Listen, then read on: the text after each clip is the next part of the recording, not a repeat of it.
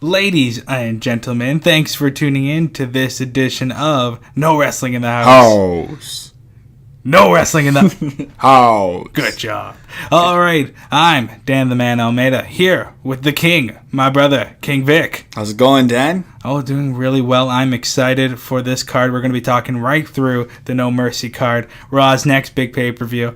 Feels like quite a big one. It does. It does. The commentary definitely wants to tell you it's WrestleMania quality, and I know. I'm excited to talk about it through with you every match and match. So we're going to start with our predictions. Yes. You agreed to start with our predictions, and then we'll talk about what actually happened this week and what's been kind of the going-ons and Raw. Yes, there's a couple of hot topics this week. Hot topics. We will be getting to. Lots of goths. What? Hot Topic, the store. We have like one in Canada. Anywho. If we already didn't commit so much into an intro, Daniel, I would have resetted this whole thing just You know what? Let's begin then. All right. Perfect. So, I'm going to start off at the bottom here. What I got Finn Balor versus Bray Wyatt. The feud that none of us really expected to go. Oh, yeah. Man-to-man match, isn't it? Which doesn't explain. I mean, what were all the other Balor's matches? I mean, we've only gotten the Demon twice. It's man WWE. Versus leather jacket. Ooh. And then man versus demon. There was actually no man there. It was just a leather jacket battling for supremacy. Now, they revealed in Raw this week that Finn Balor had created the demon persona because he was bullied a lot in school. Oh, okay. So yeah, what do you think about this match? It seems like they're just trying to find a way to extend Be it. a star. Be a star. Yes. Be a star. Dress up and paint yourself. Be a demon, once. You know what? Again, I think the demon, like I had mentioned before, should always be the end of a Balor feud. You know, the demon should always kind of be like that last tipping point. Man to man doesn't really make sense because the week before SummerSlam, we got the first man to man. Hey, I mean, these two, I'm not doubting, aren't going to put on a good match. I think it's going to be good. I feel like maybe this is just keeping keeping Balor busy until maybe we give him a title shot or a match to go for a contendership for the title. So I think, because Balor's got to be moving into the title picture like really, really soon. You know what I mean? He did get the title stripped from him over a year ago. Yeah. So I think this is just keeping him busy. I do see, I'm going to say my prediction right away, I do see Balor coming out on top of this one. Interesting. So, unless I don't see them continuing. I mean, TLC is the next Raw pay-per-view. Yeah. So, I don't know, though. But I'm going to go with Balor. The feud has been very, they've kept the hokey-pokiness kind of at a minimal this time for a couple of weeks. But I like that Balor is also got his his tricks of mind games, and for sure. Yeah, I think that's a good, that complements. He has access to the Titantron, apparently. Yes, the back room and the smoke machine, and so again, I don't know, it's a fairly good mid-card match for otherwise what I expect to be a good pay-per-view. So I don't know, your thoughts? Yeah, I actually, weirdly enough, I think Bray Wyatt might win. Okay. Just because of how they're trying to distinguish the human from the demon and the whole gimmick there. So I think Bray Wyatt will win. This will be extended. Not necessarily that I want that to be the case. But I'm not hating this feud at all. I think both of them. How do you feel about Goldust's inclusion? It was interesting. I don't think I've ever seen Goldust without the paint. Like, I didn't watch him in WCW when he went back to Thing, and I didn't see him in TNA when I think he just played Goldust under a different name there. Yeah. But it was cool to see Dustin Reynolds. Wow, funny enough, I did not know he was in TNA until you just mentioned it. Yeah, he was in TNA I just avoided TNA completely. I really did. Yeah. I did. Well, you're tuning into GFW every week. Or Impact or Lawsuit. Or Cornette. Oh, he's gone. Oh, already? Yeah, long story. Let's get over their prediction. Oh, guys, I'm sorry. All right. To tell you that. So you say Bray, I say Finn. I mean, the inclusion of Goldust is kind of interesting because I really do like that Bray sticks to his character so well that he's just like, you guys are just face paints. I'm the real thing, right? So it's kind of interesting. Actually a cult leader outside of it. Exactly. So moving on. I'm not going to talk about that one just yet. Neville versus Enzo Amore, Cruiserweight Champion. I have I criticized Enzo quite harshly, I think, on our last episode, saying that he's just not really much of a star power to add to the cruiserweight division. Daniel, are they making the fans hate Enzo? He's cheating. He's still getting bulldozed over, which I don't know if you want to get into, but we should because it's this match. But Braun just absolutely ate through him. Miz beat, the Miztourage beat him up. He's not looking like that cool underdog, that one that we want to see overthrow Neville. I think a majority of the fans don't want to see him beat Neville. So I think that's complete opposite of what they'd want. Or they're just, hey, let's beat him up in another division now. I don't know. You know what? It's weird because I'm wondering what kind of lasting effect this will have on the cruiserweight division because he is getting steamrolled by the main roster. The main roster does not care. Sooner of the women's. That's a paddling. That's a paddling. Oh my goodness. But I don't mind him so much. Of course, I think actually, if anything, he brought spotlight to other cruiserweights. Yeah, we were talking about Cedric Alexander. That was during an Enzo match. Not saying Cedric deserves all the credit for his performance, of course, but Enzo he is transitioning, and during that process, he's still interacting with the main roster, which I like. Yeah. I've always said this. The cruiserweight division needs to interact. I'm going to say, goodness, just for, I guess, sake of argument, I'm going to say Enzo's going to win this. No, I'm going to say Neville. There's... Again, he's looking at like the underdog, but not necessarily to Neville. Neville hasn't. Their interactions have been not only limited, but just flat out boring and uninteresting. Enzo has been beaten up by the main roster on his pursuit to the cruiserweight champion. It just doesn't feel right. It doesn't feel necessarily like, I don't know, like I'd rather Neville have a group of lackeys that beat on Enzo. That is always a possibility. Yeah, instead of the Miz and Braun Strowman. My only argument against it is that Neville has been very dismissive of Enzo, and having Enzo find some sort of tricky way to get around who is clearly more of an athlete than he is, then I could see him totally winning that title and holding on to it, and not holding on to it for a very long time, but still being able to interact with the main roster, and that being a great thing ultimately for the Cruiserweight Championship. I just feel like I think Neville needs to hold on to it because I just don't think they have found the one to dethrone Neville, which, all credit to Neville. He's honestly taken his name up the stock like insanely, but I don't feel like they found the one, and I think Enzo could have been it if they had played it better, but it's not. It just doesn't feel right. A lot of people are just saying he's getting annoying. Yeah, he is. He had a passionate promo. Apparently, that was really good on Raw. I actually missed it, but hey, or on 205 Live, I don't remember. But otherwise, he just got all the complaints about the 205 Live roster that here's another 3-on-3, here's another 4-on-4. They just added him to it as opposed to. You got Jack Gallagher, who's now heel, so that's actually quite interesting. It looks like he might feud with Cedric. And, and you still got what's going on with TJP and Rich Swann. So I think some substance is really coming out, but I would not credit Enzo for that. And I don't think he's added, actually. I would rather see somebody else in this title picture. Oh, for sure. I've was a big proponent of the Titus brand becoming a fighter. Here we go again. and that Tozawa and Apollo, because they're both in different divisions, would be interacting and that would bring the Cruiserweight champion to the main roster as like a better character. Than it is right now. Yeah. So it sucks, don't get me wrong, because they really just skipped over Akira, and I was really excited. You knew how excited I was when Akira Tozawa won, and I really wanted him to keep that title. But it seems like him and the Titus brand are just being kind of left to the side. And honestly, I do think they found somebody. Like, I'm not saying he's going to be the big thing, but he is somebody who already has quite a bit of clout going into the Cruiserweight division, and he's going to... Because... Like Austin Aries was that type of way too, but he was clout from NXT. He wasn't straight out of Raw main roster. So that's why we have an Enzo right now. He's already been there for a year.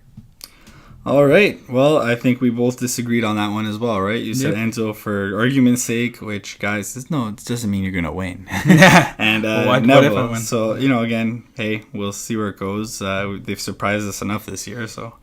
Next on, which one should I pick out of this? I'll pick the tag team championships. We got Ambrose and Rollins versus Sheamus and Cesaro. The Bar, who are officially the Bar now. Yeah, I heard that they're actually that name now. Much better than that first name, the Professional Gentleman, or what was it? Professional. I don't remember. So the Bar, I feel, is much better, especially with that shtick of "We are the Bar." Hey, I've liked the program going on with this. I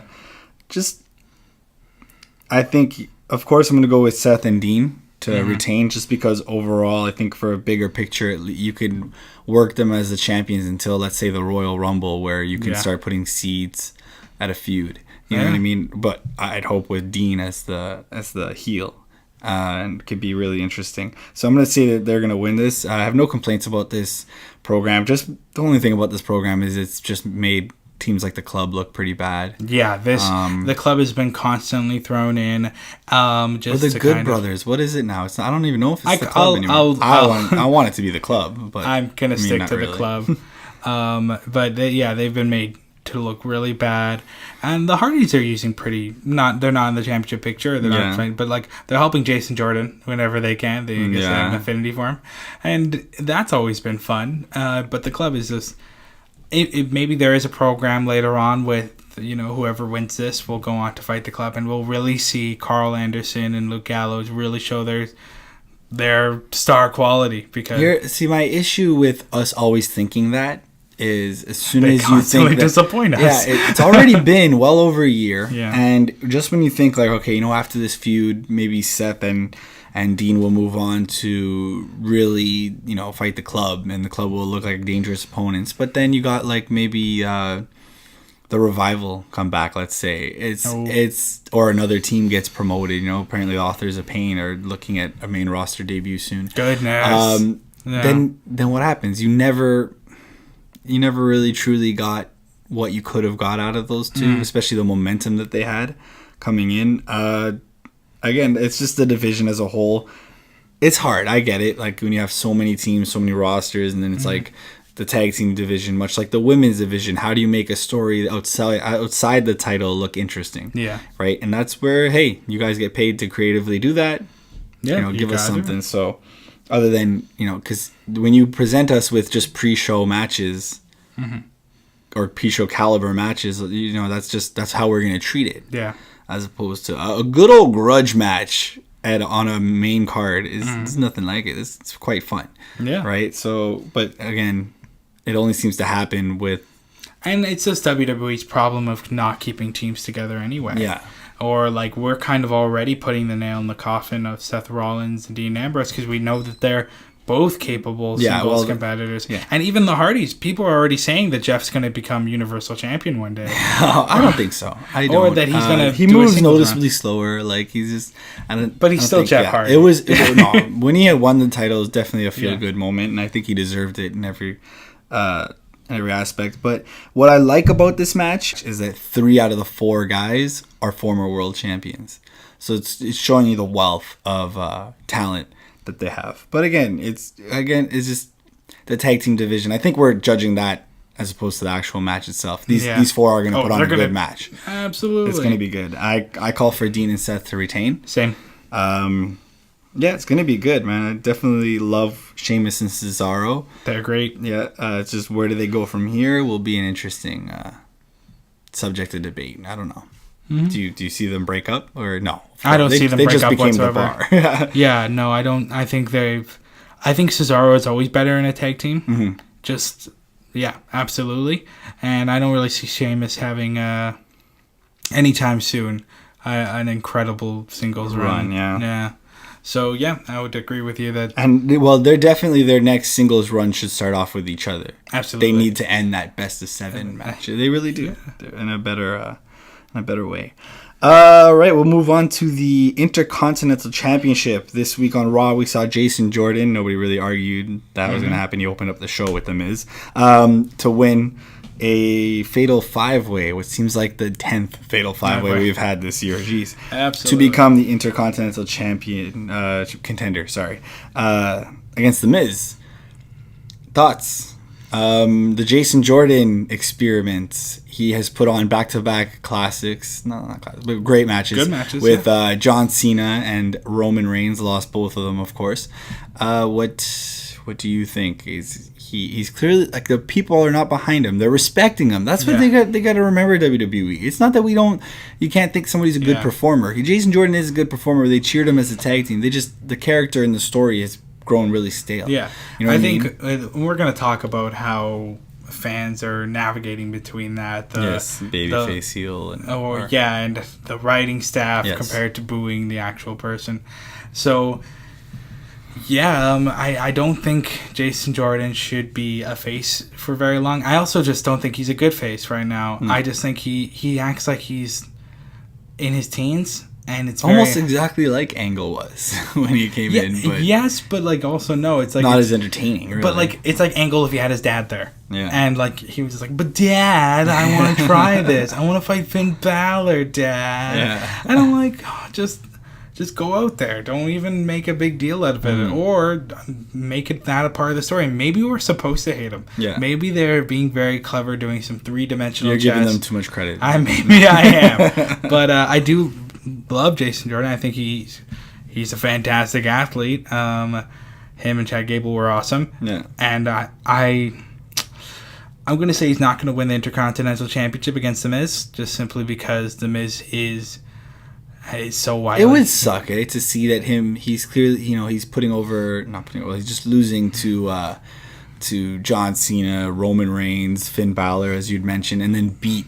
The Miz. It's kind of really, it would be like a low blow to The Miz, I think, whether Miz has to cheat or not. But the Intercontinental title looks good on Miz, and rightfully so, especially with Maurice probably taking the time off because she's pregnant. Oh, congratulations. I know. Wow. And I think he still needs to hold on to that title until either a heel turn from Jason Jordan or a better competitor comes along. Yeah. But I will not feel good with Jason Jordan as his current state of character as the champion. Yeah. No, I totally agree. Yeah. The Miz is winning this one. Yeah, I'm going to go with The Miz as well on this one. All right, brings us to the Raw Women's Championship. Hey, look at those magic words. Fatal 5-Way. This Monday Night Raw, we saw the return of Bayley, which I heard was pretty lukewarm response. It was a very weird segment. Yeah, and yes, we can talk about that segment, actually, since it has a big part into why this is a Fatal 5-Way. Alexa Bliss, Nia Jax, Emma. Oh, look, they remember Emma. Sasha Banks and Bayley. Thoughts? Yeah.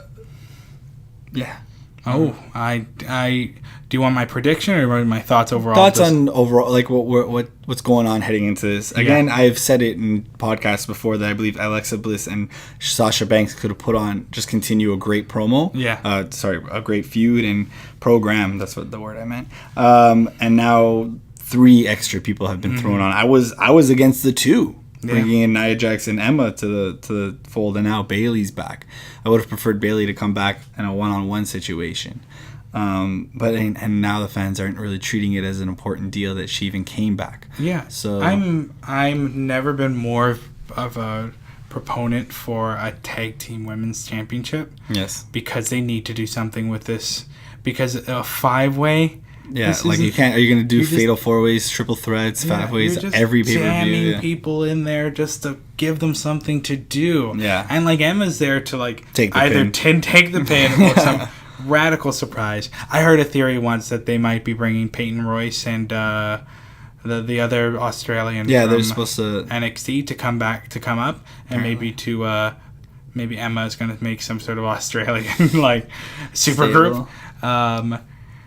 But yeah, that would be interesting, but I don't see that happening. No. I honestly, who's winning this one? Yeah. See, my only problem is, because here's my prediction, Alexa Bliss, and my only problem is so far I've gone with everybody retaining, and you feel like one's got to change. But Alexa Bliss, and the reason why I say that is, because I don't even want Sasha to be champion anymore because they just keep shitting on her. But I'm going to go with Alexa Bliss because, well, we might as well get into the subject now. Asuka. I think Asuka is going to, should come to the main roster and win the women's champion within the month. Oof, I agree. Do not give her jobbing matches. Do not give her this random local person. Do not get her in there. Have her win a number one contendership or whatever she's got to do, and have her fight Alexa, because that's a good match. That's a right match to go for, because good heel, somebody who knows how to make the crowd boo him, and Asuka, who's just a monster, and Asuka go over and win. And then it becomes who beats Asuka. Almost not even who's going to be the women's champion. Who beats Asuka? And a year ago I would have said Bayley.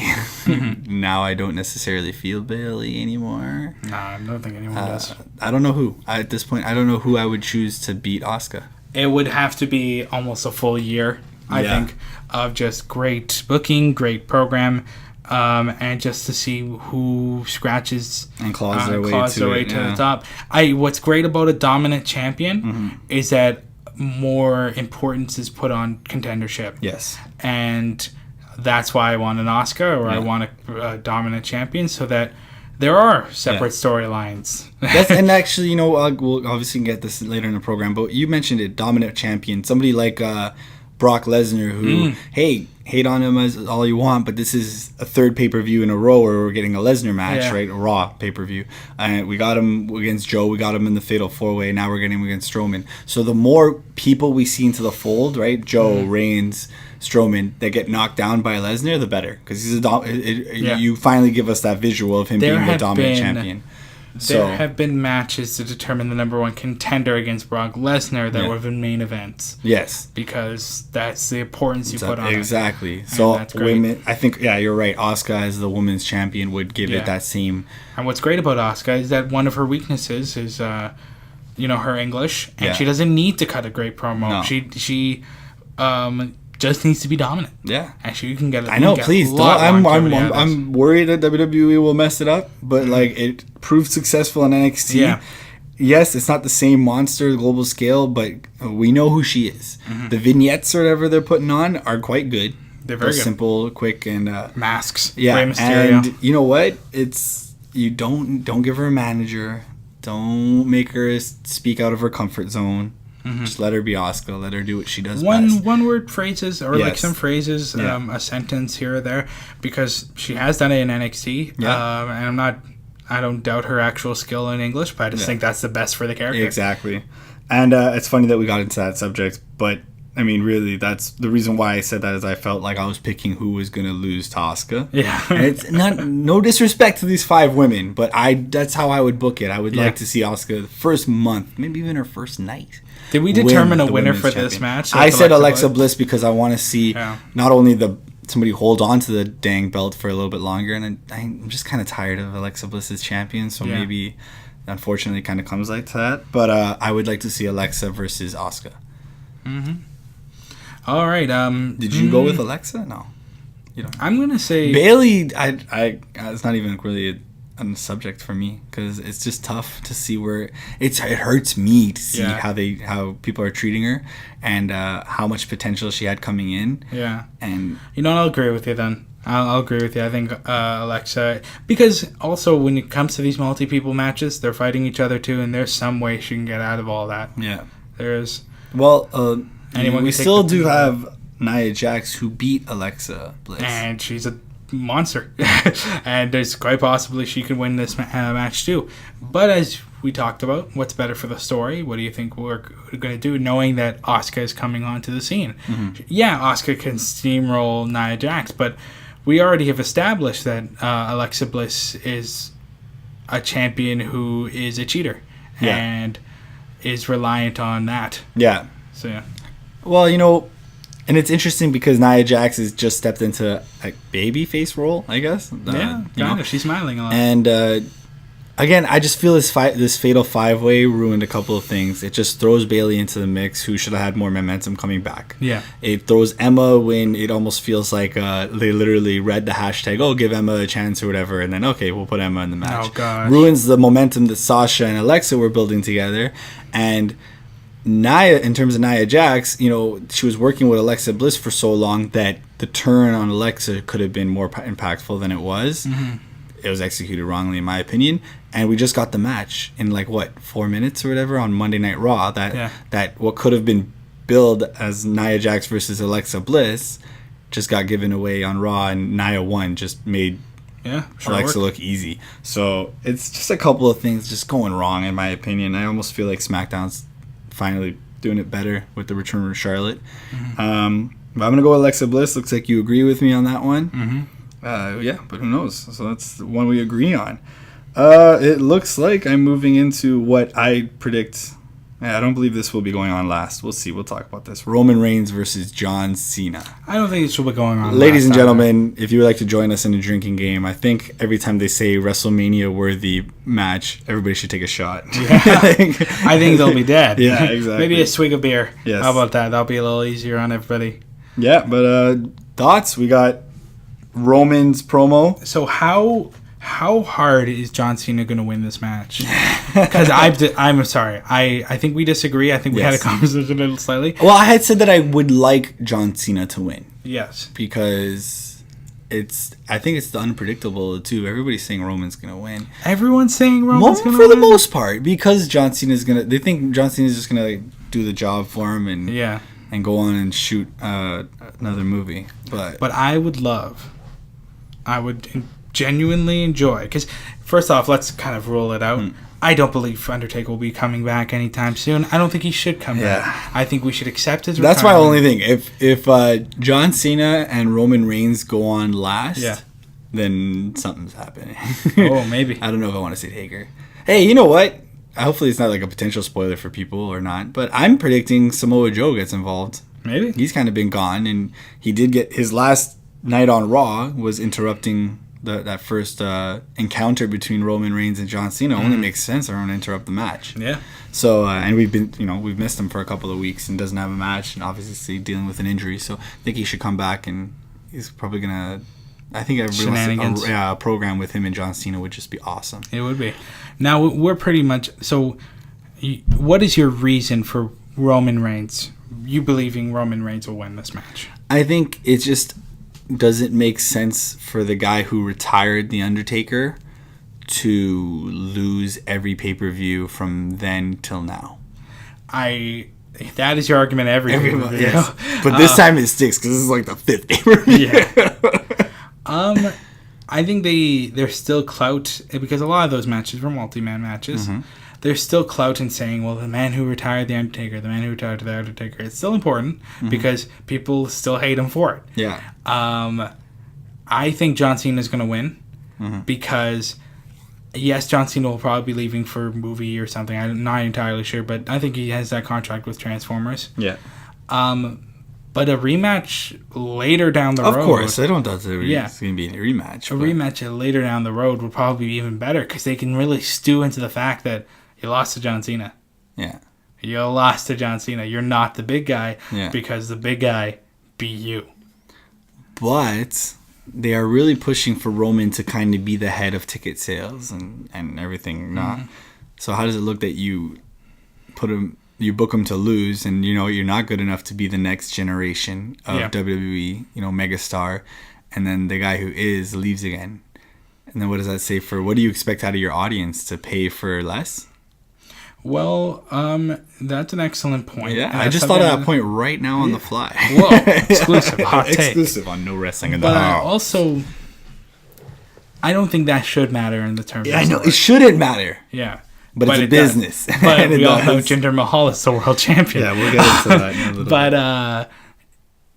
bit.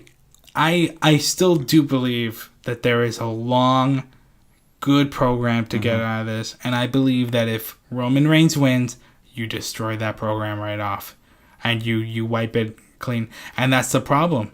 Is that I know what, I agree with you. You do say that it does make sense, because if you look at it from a long-term booking perspective, if this is a long-term feud, if they do end it off at WrestleMania where it deserves to happen, you would want to see Roman Reigns come out overall. And now Roman, if he wins, you would almost expect, does Roman beat John Cena again and again? You kind of don't. And I don't want to see John Cena come out of this feud as the winner. Yeah.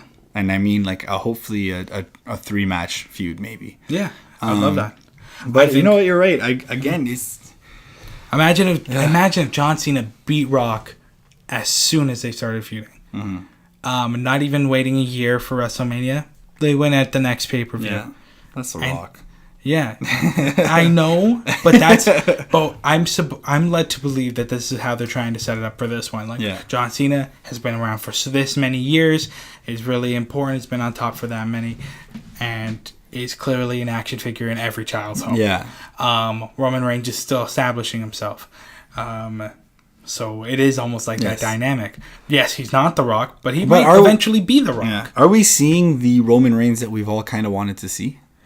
Are you? No, because he's not a heel. I don't think.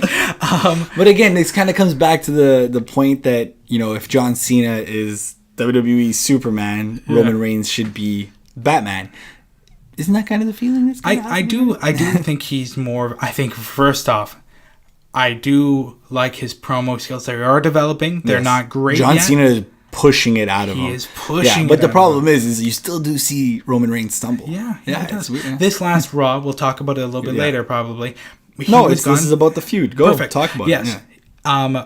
He did a lot better on that mic. Yes. He did. But John Cena wasn't across the ring to throw him off. Yes. Which is why I'm excited to see what happens in No Mercy, what happens afterwards as well. Yeah. And I think if he wins, then the guy who has no mic skills, the guy who, it wouldn't be interesting. It would not. That's funny you talk about the promo. Definitely one of Roman Reigns' better, if not best promo. Really himself. Second to Tater Tots. Yeah, I feel like when Roman's talking to somebody, that's the worst. When he's in face to face with somebody, second to Tater Tots. Yeah, and suffering attacks. I love how you do the little thumb thing. The drink beer symbol, guys. That's what I'm doing right now. But it's It's interesting he dropped the Alex Riley bomb, and we've all kind of read stories that what people thought happened or witnesses or whatever, and Alex Riley himself hasn't come out and said what happened. He said it's not the time for it. Maybe it is now that it got put out in public, which is pretty awesome. But the one thing I would have changed about that promo was Roman had said, of course I'm not the next John Cena. I'm not a white guy with a short haircut or whatever. Yeah. And he said guys who look like John Cena fail because of John Cena. That was the wrong way to go, because Wade Barrett doesn't look like John Cena. The entire Nexus team didn't look like John Cena. The multiple men that John Cena has put down do not look like John Cena. I think R-Truth and John Cena, you put them in the same room. You could think they're cousins, Yeah, I think what he said that what he should have said was, because he went into that backroom politics about Alex Riley, he should have just kind of approached it like, nothing you say, John, backstage, none of the pull that you have affects me because of how big of a star I am. That's a good point. That would have been awesome for me, because John Cena has pull. He does. He hasn't always used it in the right way. Yeah. You can hate him as much as you want for putting down the Nexus or whatever, but if you look back in history, Hogan is one of the worst people in wrestling history. You know what I mean? It's just. I don't think he's ready, brother. Yeah, he's too small, brother. I'm not ready to go down. He's my brother. Even at 50-something years old. But, John Cena, he's guilty of it too, right? Of course, we'd all want to just make her.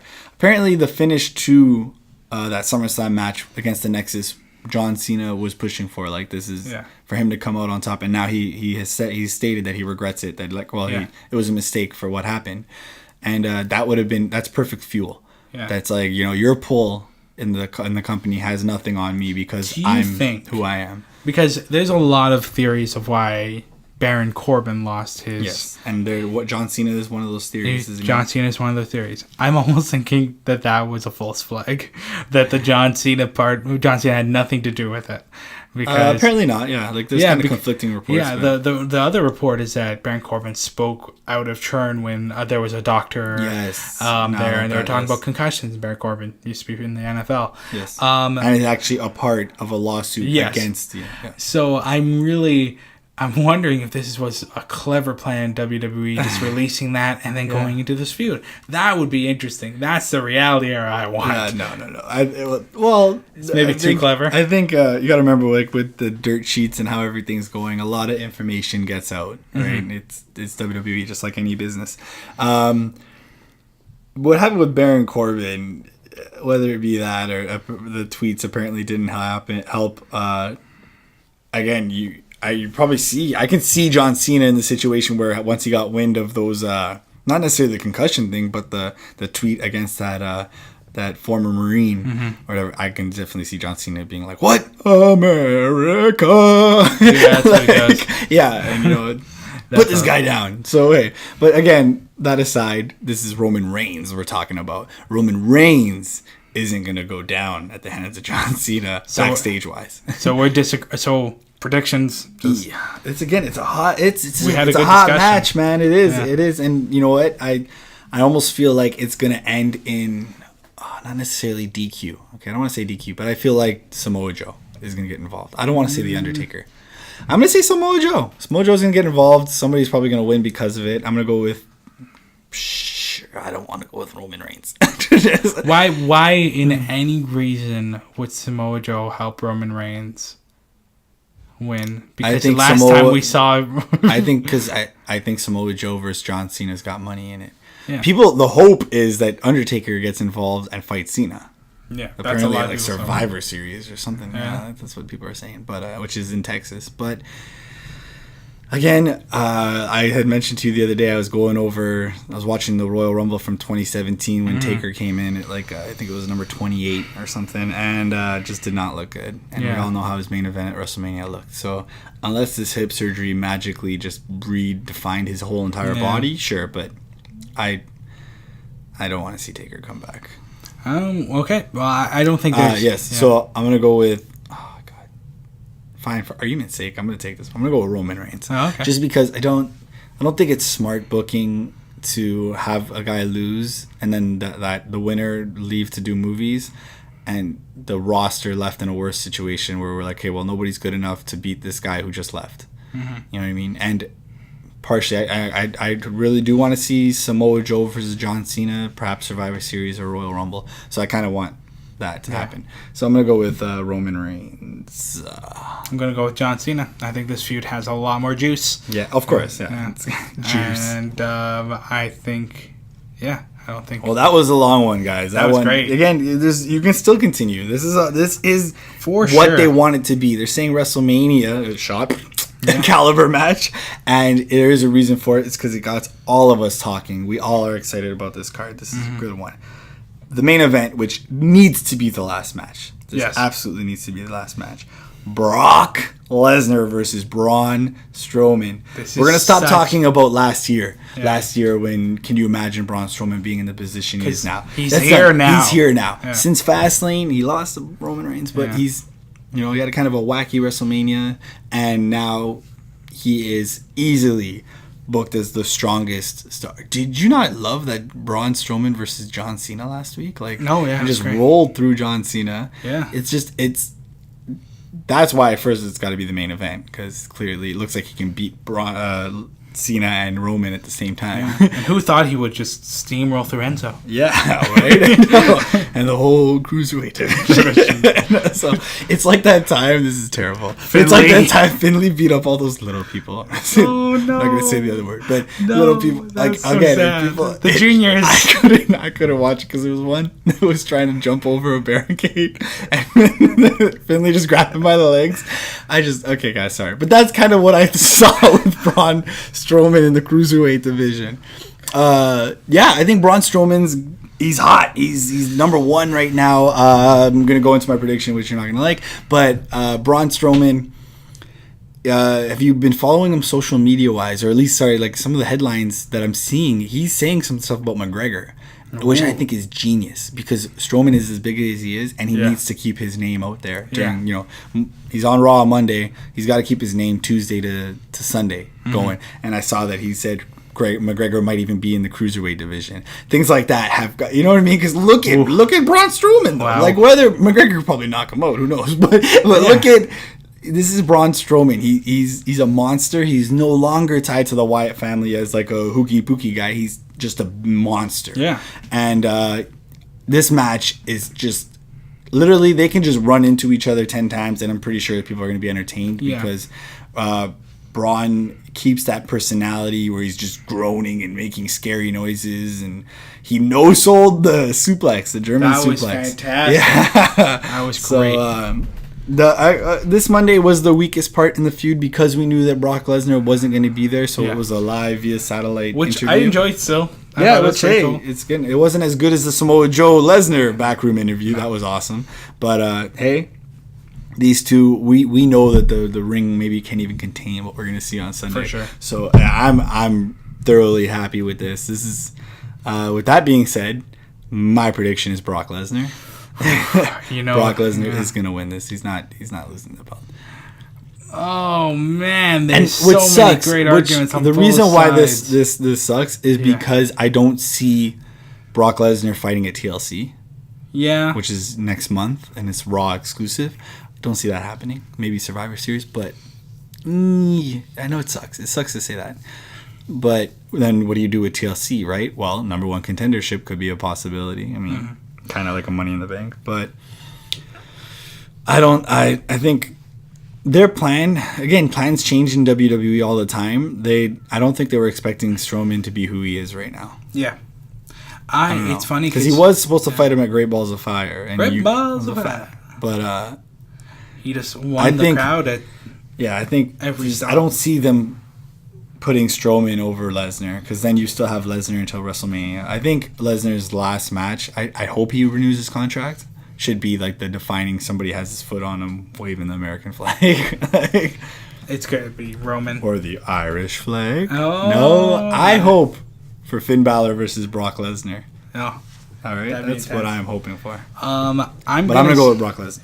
Oof, okay, there's great arguments on both sides. Yes. So the argument for Braun is that he's so good right now, and they're booking him as the biggest threat to ever happen to Brock Lesnar, and that it's only logical that he should win. Yes. But we also know that in the last event, we've seen, or was it SummerSlam? Yeah, SummerSlam. We've seen that Brock Lesnar is not afraid to cheat. Brock Lesnar pulled out a ref during a pin count. Well, mind you, it's no disqualification because of. But what I think we mean is the desperation. Yes. We've finally seen Lesnar desperate. Yeah. Which is so not his character. Yeah. And so I could see him even itching out Braun through that means. I just don't see Brock Lesnar steamrolling through Braun like he has. He's not going to steamroll. No, it's going to be a great match. He didn't steamroll through Samoa Joe. I know, because they knew they played the strength. They made Samoa Joe beat him up before the bell even rang. Yeah. So they know they're clever like that. But it sucks because I want to see a champion every Monday. Yeah. You know what I mean? But do I see it as their long-term booking plan to have Braun Strowman as champion? No. Unless if he beats Brock Lesnar, Braun Strowman better be in the main event at WrestleMania 34. Oh, yeah. Yep. Oh, man. And he better be champion until then. So, you know what? Unless they bring back, like, Goldberg back to give, like, Brock Lesnar something to do. Where do you go with Brock? Yeah. Hopefully a rematch, but where do you go with Brock after that? You have him until WrestleMania, and I hope, again, longer than that. But I'm going to say Brock Lesnar's winning. Yeah, you changed your mind. I can tell you that. See the gears in my head. Now, mind you, I'm a little worried because I have booked every champion to defend. Yeah. And I don't usually like to do that. But hey, again, guys, No Mercy this Sunday live on the WWE Network. It's going to be a good one. No Mercy. I think that pretty much covers not only No Mercy as a whole, right? We'll definitely have a review show for you as soon as we can. But Raw, we definitely looked over Raw. It's kind of everything that's covered is going on. SmackDown, last year, it was just SmackDown was being hailed as the overall better show. Yeah, it's almost like every year they just decide to what's going on now? I want to touch on Raw for a bit. This was a really bad go home show. Raw. But again, they were missing Lesnar. They were missing everybody. They were missing Cena. They're missing Balor. They're missing a lot of people. The only best part was Braun Strowman just absolutely decimating poor Enzo Amore. They tried to make it. You know what? It wasn't as bad as you're saying. It really I think wasn't. It was like considering how much they're hailing this to be such a huge WrestleMania quality event. Shot. It was kind of disappointing. Now on to SmackDown. SmackDown was overall more entertaining. Now I know you. No. Not for me. Okay. Really? I think the reason why I said that whole opening to this is because I believe SmackDown is the worst of the two shows right now. Oh, yeah. Well, but you also have to consider AJ Styles is still on SmackDown, and he's fantastic. Yeah. He's not the world champion. Actually, his program isn't even that good right now. Yeah. But in my opinion. But he's always good. It sounds like a negative Nancy. I love wrestling overall. Yeah, I know. I do. I will not. I'm a WWE fan. But I know you're talking about what happened on SmackDown. Yeah, I know. I'm just very specific topic. Our man, Jinder Mahal. Canadian. No longer. We've banished him. The courts have ruled. Now he's from India. He will still remain his citizenship, but he'll only visit on weekends. No, but and there's a lot to talk about, so I'm just going to say what happened, okay? What happened was Jinder Mahal continued to insult a picture of Shinsuke Nakamura and about how last week he called him a Pikachu looking like he's having a seizure, and this week he said that. And now, at the beginning, it wasn't too bad. He was saying that the fans would churn on Shinsuke, and that the fans would believe something as absurd as Japanese people eat dog and horse or dolphin or something like that. Just some very charged racial stereotypes that are just wrong. But then, would then mock his accent, saying "hero" or something like that. So replacing the L with an R or something. Yeah, we've seen. So a lot of people in the crowd, people were saying that was too far. Yeah.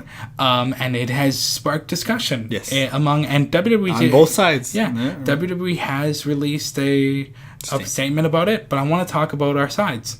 Victor, how do you feel about this? I feel like the crowd is definitely correct that was too far. Mm-hmm. On a racial standpoint, you know what? Yes, I do agree with WWE's statement that they are characters. The characters are not resemblances of who they are. And that's the problem with sports entertainment, because I do try to invest as a character. Mm-hmm. Not that these people are real athletes. Like, sorry, they are athletes. Not that they're like a basketball player, for example. Yeah. Like a basketball player, when he goes out and tweets, he's himself. When he plays a game, he is himself.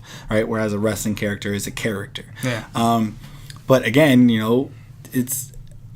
it's where my biggest issue is I know a lot of people are going like, that was too far. Like, it's the fans aren't talking to Jinder. Mm-hmm. They're talking to the company. They're talking to the writing staff. To me, the creative team. Mm-hmm. That when I watched it, I was offended that like you would waste my time with this as a fan. Is that really how creative you can be? Like, you know what I mean? Like, okay, Jinder's saying that you people would churn on Shinsuke just like you churn on me because he's different. Okay, fine. I like Good that. point. Yeah. Nice. You're saying that you guys are different and blah, blah, blah. But then going that far as to saying some things like that is just lazy writing. Mm-hmm. It's lazy writing. It's a bad episode of South Park. Yeah. You know what I mean? And it's like just... Like Tiago, my little nephew, I don't even know if he would have found that funny. Like, that's how bad it was. That it's just, and then I have them prancing around laughing and look at this picture. It's because he's constipated. And then look how bad that makes Shinsuke look, because he's not even responding to these face to face. He's staying back from stage going, "Oh, I'm gonna get him." Like, what? You look terrible. So to me, it's just I'm completely against this creative team. Mm-hmm. Whoever prepared that segment, I'm saying that's too far in terms of you guys just are disrespecting your own product and disrespecting the people. So I want to bring this up. What if, say, and I don't think they would ever do this, but let's say somebody of the caliber of Kevin Owens, a heel like Kevin Owens, or even Kevin Owens himself, were to say something racially charged, would you then not shout at the writing staff and would rather shout Kevin Owens? Because I feel more credibility towards Kevin Owens. Yeah. And that's where I think the problem for this whole segment is. Yeah. Is that I don't think Jinder Mahal writes his stuff. Yeah. It feels like he doesn't write his stuff. Yeah. You know, he's like super produced, while Kevin Owens seems so much more candid, so much more natural on the mic, that you would believe that Kevin Owens is that character. Kevin Owens is that person. Mm-hmm. And if he were to say that, he's that person too. Yeah. Well, Jinder were like, we know you're not. We know you're not a racist. You're probably a totally cool dude. Enjoys a beer or two and chills around in Calgary. Yeah.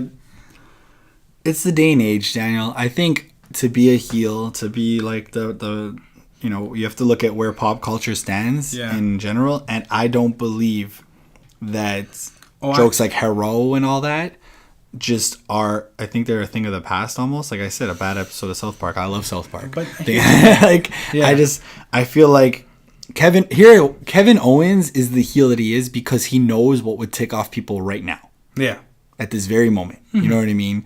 His use of the WWE network at SmackDown was hilarious. He knows what to do to like he's a loved heel. You have to remember that. Yeah. So he has to get people to boo him somehow. Yeah. You know what I mean? I just think he knows what tools to use and how to use them in this day and age. That promo from Jinder Mahal was not right for this day and age. It was stupid. It wasn't. I almost disagree. And here's why. Because there's still racism. There's still racists in the world. Overtly racist. Yes. And we hate those people. Yes. Nobody, generally, you don't want to spend time that long. Yeah, you don't want to be in a conversation that long. Look, it's like, no, I'm just trying to get through a drive-through, homie. I just want my burger. But yeah, you don't generally like those people. And I don't think WWE should be restrained to never have their characters. Weirdly enough, WWE characters should also be allowed to be terrible people. And because of the nature of professional wrestling, where it is done in front of a live audience, it is weirdly enough presented as real, even though they constantly tell us again and again that it's not, or it's scripted and it's a show. It's still like the audience, the people, like society is still not going to give them any slack. Yeah. And I'm not saying like if it were written better, I would be more than happy to hate a racist heel. Mm-hmm. I'd be more than happy to, because that would be great. I'd want to see Shinsuke Nakamura or Booker T overcome. Mind you, like we have seen like, you know, not we have seen, this is before our time, but like, you know, days of the by the way, the only reason I mentioned Booker T was because of a racial angle, not just because he was involved in a racial angle. You want to see Booker T, again, I know you're talking about WrestleMania 19, that you want to see Booker T prevail in situations like this, which is why a lot of people are saying if Shinsuke loses, it's just it's terrible. And I'm you know, we'll get into our prediction show Hell in a Cell when it comes, but I do believe Jinder's going to win. Because that's just how they are. My point was, back in the day, you look at something like Sergeant Slaughter when he aligned himself with Iran. That was very risque, but I believe that it was just to make Hogan who he was and to play on Hogan's strengths, and that was, you know, being very patriotic, right?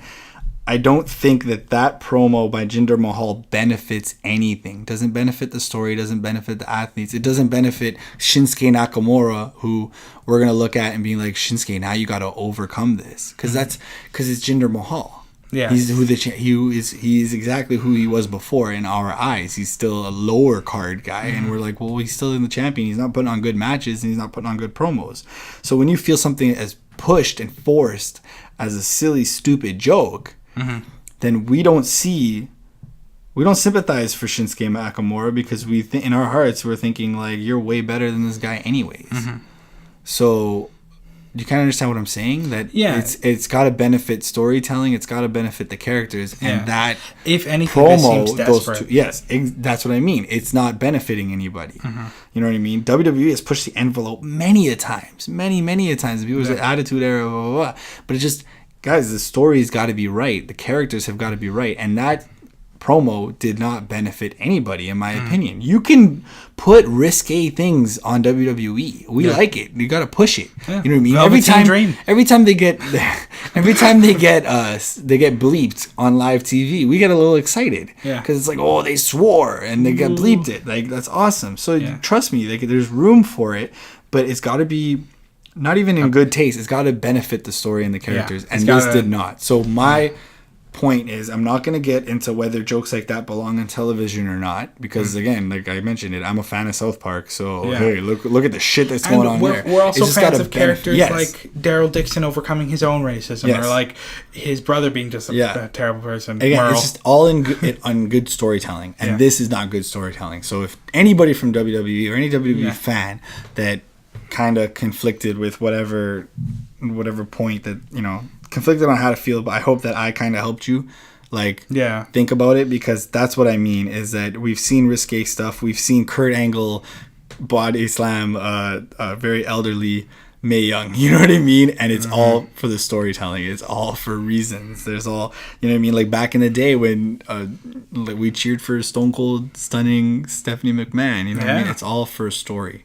And it's got to tell the right story, and if it's not, it's just kind of disrespectful to the fans. And I think that this is what happened. They disrespected Shinsuke. They disrespected Jinder Mahal by giving him that piece of paper, and they disrespected the fans.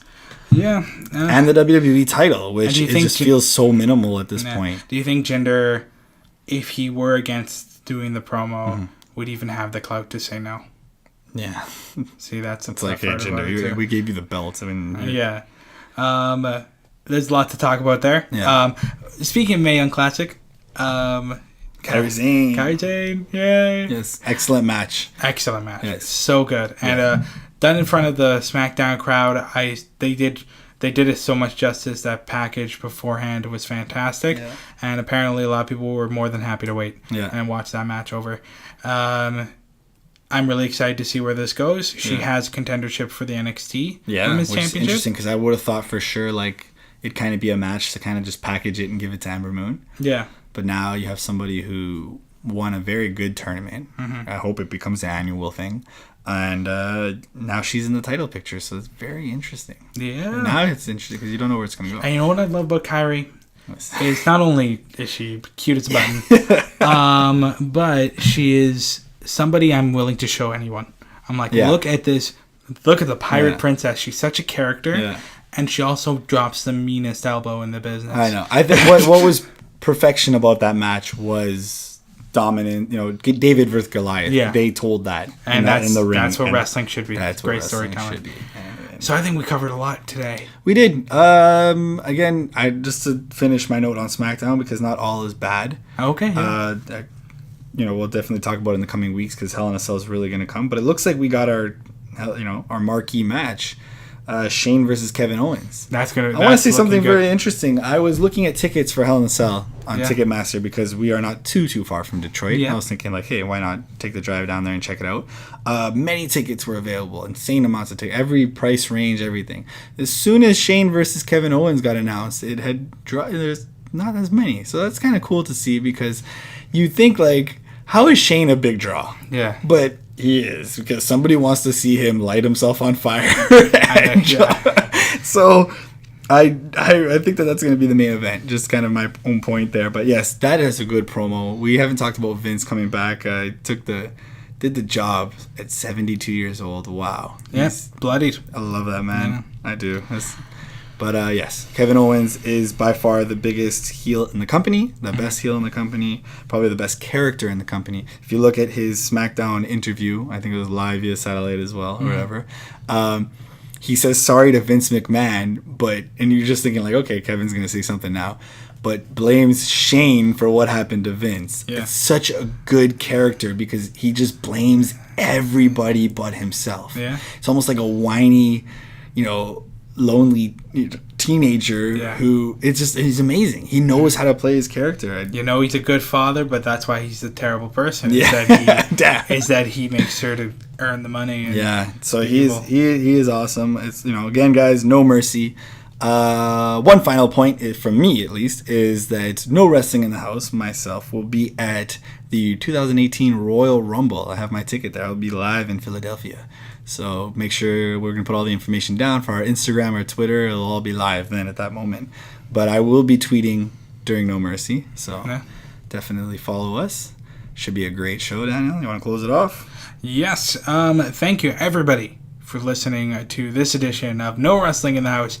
I'm proud to announce that we now have a Facebook presence, an Instagram presence, a Twitter presence, and a Pornhub presence.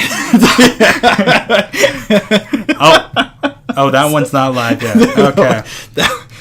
I wasn't at that meeting.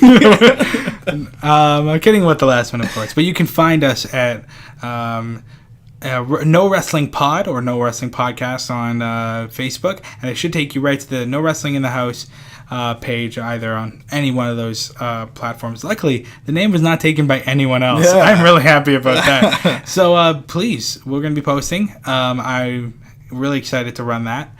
And yeah, for King, Vic, and myself, thank you, and have a lovely day.